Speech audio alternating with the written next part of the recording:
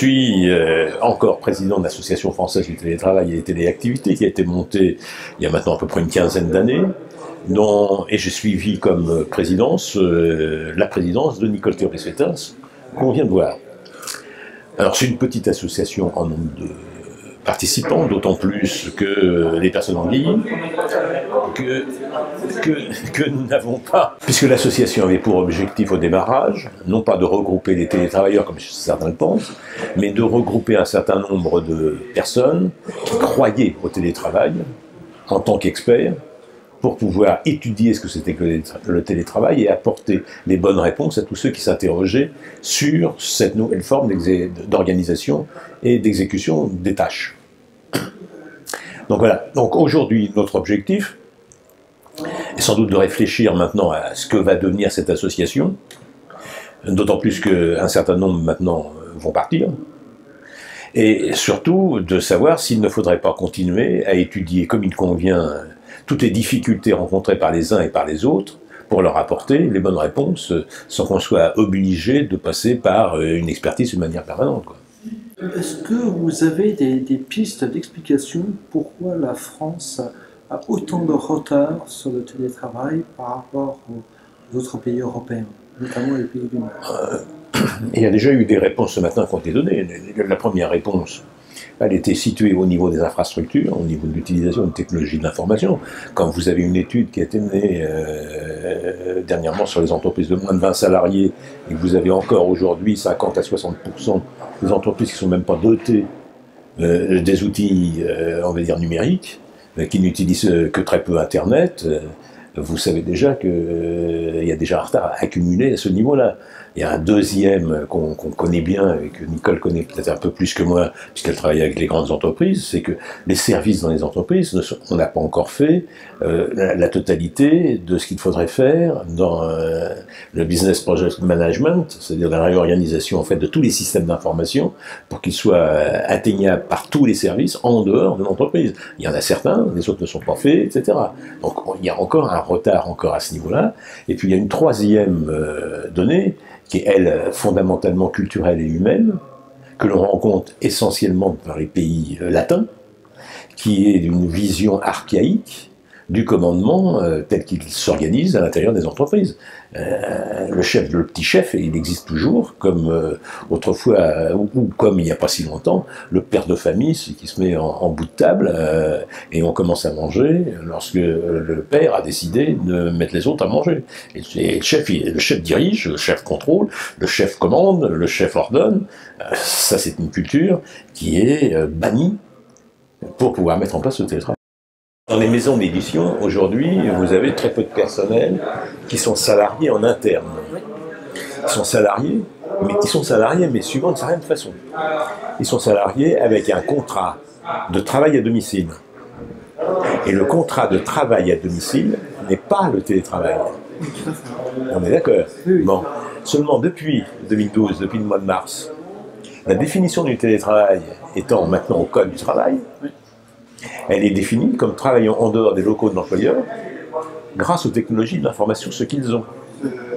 Ce qui veut dire que le contrat de travail qu'ils ont avec l'avenant au contrat, enfin, avec la définition du travail, est maintenant caduque. C'est la même chose pour les assureurs. Oui. Parce que dans les assureurs, les salariés des compagnies d'assurance, inspecteurs et autres, ne reviennent, puisqu'ils sont en province, ne sont pas les agents, mais sont chez eux pour travailler auprès des agents ou des courtiers locaux. Or, ils sont reliés par les TIC à la tête, et aujourd'hui, ils ne sont que commerciaux. Donc, les compagnies d'assurance ne leur payent pas encore toutes les charges qu'ils devraient payer, puisqu'ils sont dans les travailleurs. Et ainsi de suite. Donc là, on est en plein... Ça va bouger. Voilà. Il y a quelque temps, une personne s'est entendue dire « Monsieur, en télétravail », et la personne qui disait cela était haut fonctionnaire, on ne peut contrôler votre travail. Oui. Qu'est-ce que vous répondez à ça? Le problème est de savoir si le contrôle, c'est une fonction qui est essentielle dans la mise en place avec les systèmes d'information. Parce que si le système d'information il est bien fait, dès qu'il y a une erreur monumentale de mise en place, et je vais vous dire, le système d'information, il l'a déjà recueilli, il l'a mémorisé, et il fait sûrement plus encore un contrôle, il est encore plus fort comme contrôle que le contrôle humain. On est bien d'accord, et on voit souvent que les gens en télétravail produisent plus que ceux qui sont au bureau. N'avons-nous pas encore une problématique avec un temps de présence badgé correspond au travail? Et tant que cela n'est pas résolu, ça va être un frein considérable à la mise en œuvre du télétravail. Non. Non. Aujourd'hui, d'où vient d'abord le temps de travail? Le temps de travail vient de ce qu'a pu être pendant une époque donnée le travail à la chaîne. Avec le chronométrage, tout ce qu'on connaît dans le domaine de ce que pouvait être l'organisation elle-même de la fonction de chaîne. On est arrivé aujourd'hui à une contestation, puis à une diminution, on est arrivé même jusqu'à 35 heures, en pensant que, avec les 35 heures, en réduisant le nombre de travail, on en redonnait à d'autres. Bon. Tout ça, je vais presque dire, c'est un peu de la chimie du temps de travail. Aujourd'hui, notre temps de travail, est-ce qu'il est aussi important que ça dans le domaine du travail? Alors, on va dire non, et oui, on ne sait pas. Ce qu'on sait, c'est la charge de travail qui compte.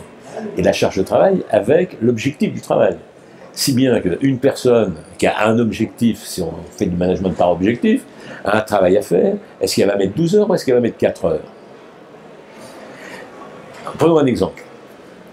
À l'heure actuelle, lorsque vous êtes un cadre intermédiaire à l'intérieur d'une entreprise, les études ont montré que lorsque vous étiez dans les locaux de l'employeur, vous étiez interrompu entre 120 et 130 fois par jour. Que votre temps effectif à votre travail à vous était de l'ordre de 2h30 par jour. Dès que l'on met en place le télétravail, la diminution, puisqu'on est capable de travailler en synchrone et en asynchrone, autrement dit, de ne pas rentrer dans le bureau du cadre intermédiaire pour avoir un renseignement, on va positionner et on va envoyer les mails de demande qu'après avoir fait un effort au moins pour savoir si on ne pouvait pas le résoudre soi-même. Deuxième élément, on va pouvoir juger si c'est urgent, important, ou pas urgent, pas important, ou urgent et pas important. Et il va y avoir des degrés, alors dans les systèmes d'information, que l'on met en place.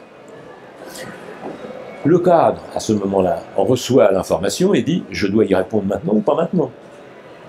Et donc, il y a des jugements qui se mettent en place correctement. Mais, du coup, le travail effectif, comme vous l'avez dit, on a une augmentation de la productivité, individuelle mais aussi collective. Mais on a aussi, je vais presque dire, un temps de travail qui doit être limité en temps. Mais est-ce que le temps, c'est tel qu'il est aujourd'hui, le code qu'il donne, ou est-ce que c'est le temps de récupération tel qu'on l'avait autrefois? Non. Aujourd'hui, on va avoir du temps de travail qui ne va pas s'allonger, et ça faudra faire très attention, parce qu'on est déjà, nous, interrogés par des addicts du travail, et qui continuent de travailler à 11h du soir ou à minuit alors qu'ils devraient être couchés. Donc, la législation sur le temps de travail maintenant, ça va devenir une législation non pas du temps de travail, mais ça va être du temps de travail pour le bien-être et la santé de la personne en question. Voilà où on en est aujourd'hui. Une évolution considérable. En fait, est-ce que, sachant que les études montrent que les gens en télétravail, globalement, sont plus productifs que les gens qui sont au bureau, est-ce que la France, pour augmenter sa compétitivité, au lieu de distribuer des millions à droite et à gauche sur des projets, ne devrait pas faire que tout le monde bascule en télétravail? Est-ce que c'est comme ça que vous posez la question?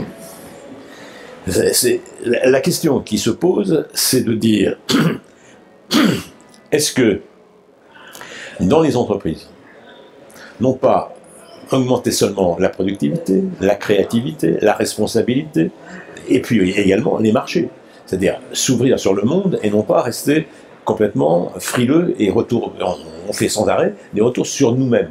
Bon. Et puis on fait des comparatifs avec le voisin à côté, qui est le voisin allemand. Le voisin allemand, il n'est qu'un petit voisin à côté de ce qu'est le monde à côté aujourd'hui. Et on ne regarde pas ce qui se passe, par exemple, suffisamment au Brésil, ce qui se passe en Suède, ce qui se passe au Canada, ce qui se passe en Chine. Voilà. Donc il y a déjà une espèce de maladie franco-française à regarder franco-français. À partir de là, si vous mettez en place le télétravail, on mettra en place le télétravail comme ça se passe ailleurs. Et ça se passe ailleurs comment? Ben, il suffit d'aller regarder dans les pays où ça fonctionne. Et donc, si ça se passe correctement, par exemple, c'est la Suède, ou encore la Slovénie, ou encore le Danemark, ou encore les Pays-Bas, et on va se rendre compte, non pas que le télétravail c'est une solution, c'est une avancée, mais non, ce sont des solutions à des problèmes qu'ils rencontraient. Et nous, on ne veut pas voir que le télétravail, ce n'est pas autre chose que des solutions à des problèmes que l'on rencontre.